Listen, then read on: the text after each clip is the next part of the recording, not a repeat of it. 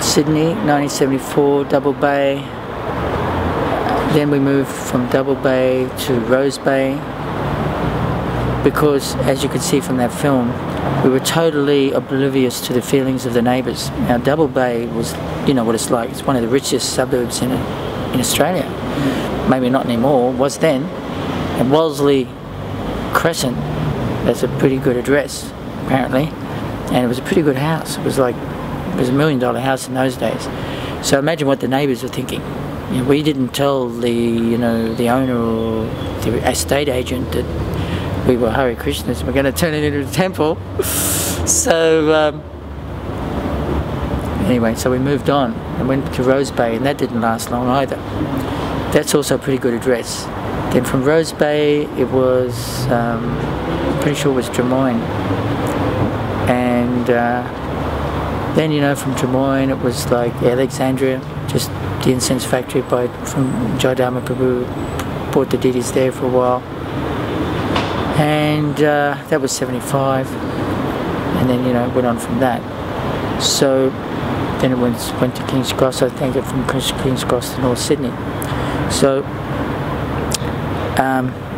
as mentioned, I think we'd moved to something like 10 addresses, and of course it's more stable here.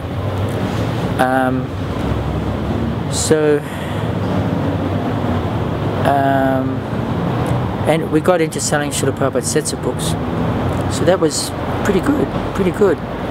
And that was also a very tasteful engagement. And we went to Encyclopedia Britannica, we got trained up, and what I was going to mention was that we all rocked up wanting to be trained up as their salespersons. And we all happened to be wearing wigs or we all had strange hairstyles, you know. And we were all really high-powered, energetic salesperson types, and all 6 of us or whatever rocked up at once one day. So they put aside one of the best men to train us for the week. So we did a course, and but what we didn't realise was on the weekend we actually had to go out and sell encyclopedias.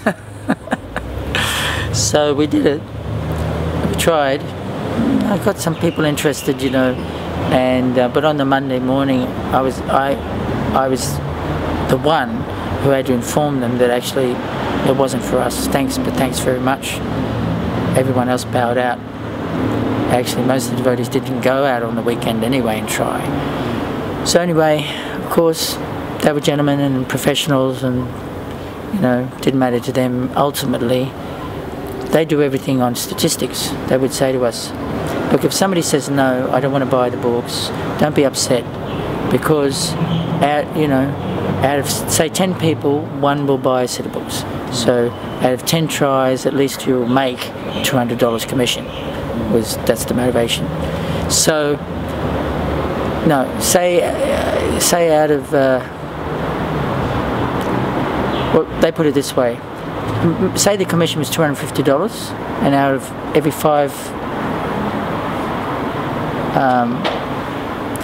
five people, somebody will buy a book. So if you divide 5 and 250, just look at it this way: that for every visit, you're doing $50 anyway. Okay, so why be upset? You know. So it was interesting. We got a lot of experience from that, and it was actually a great inspiration to try to figure out how to sell Srila Prabhupada's books like that as an encyclopedia, and I was really enthused. So, but they had point of sale, what is it, point of contact sales, you know, things like brochures and things like that. So we decided, let's make a like a pamphlet with Prabhupada sets of books, a picture on it and everything like that, and we could just show them that, and that would help make it easier for the salesperson. So Ram Prasad and somebody called Ujjwala Prabhu, who was a professional, very professional and highly paid advertising consultant or something like that. So they worked on it, and we produced a very nice brochure, as good as, if not better than, Encyclopedia Britannica's. A number of things. that we could present. So that really boosted. And then Yasso, I have to say this, Yasso was a great help because he organised the paperwork for that. You know, we was very professional. We had agreements drawn up, which weren't really legal agreements, but they looked really legal. But of course, basically what it is a contract. We give you this set of books and you pay it off, you know, every month. So because we'd done this course and other courses also, we knew all the words to say. You never say the word contract. That's a no-no. These are like the scare words. You never mention the word cash or deal or you know, anything like that. As far as a contract is concerned, it would be an agreement, and it wouldn't be a deposit or cash or anything like that. It would be an initial investment, right? And in this way, we had a pretty, after a while we worked out a pretty suave presentation. But one of our major successes was, you see, these different companies, they worked on people that were considered good leads. So you have to, you know, you just don't approach anyone willy-nilly, but somehow or another, but through advertising or whatever, you find out people who are a little bit interested, and then you concentrate on those persons and zero in on those persons. So we didn't really have that situation. Personally, I would have liked it to be successful if we could just knock on the doors and just approach anyone and try to sell them a set of books. But we tried that, and I'd done that once a few times before. It was very, very, very difficult, you know, in the sense that, you know, in America, Tripurari Maharaj, he was incarnation of book distribution, right? So he had a pretty good shot at it, and Pragosh Prabhu was very expert, he had a good shot at it. But Tripurari had this system where they had lists of names of people who had subscribed to like UFO and occult kind of magazines, right? So they turn up and they present the books in that vein. There was one funny incident that, you know, the person might have gone out to, you know, get something, and Tripurari had whipped off his wig, you know, so then when they came back, said, yeah, we are from Mars, or whatever. We are aliens. So, but the idea was they didn't actually give them the whole set of books. They gave them one volume, and then, you know, if people wanted the next volume, they'd send in some more money, So needless to say, they sold a lot of first canto part 1s and drastically less first canto part 2s. And it didn't seem to be a viable thing. Nobody really bought, very few people would have bought the whole set. But the way we did it, and it was only many years later that I found out Prabhupada had actually given instructions to this effect, that no, you give them the whole set of books. And he did say contact respectable people, ring them up, make an appointment to come and show them a book, one of the books. And somehow, you know, then give them the set of books and, you know, make an arrangement to get the money back in installments. So just, you know, as a matter of fact, that's the way Encyclopedia Britannica worked, and we just followed that particular way of doing it, and it was very, very successful. We sold many, many hundreds of sets of books, and we realised quite a lot of money from those sets of books. Hari Sori had arranged for the original editions, printings of the Bhagavatam that weren't being sold anywhere, you know, in LA or whatever, and they came to Australia, and there were even a few books missing.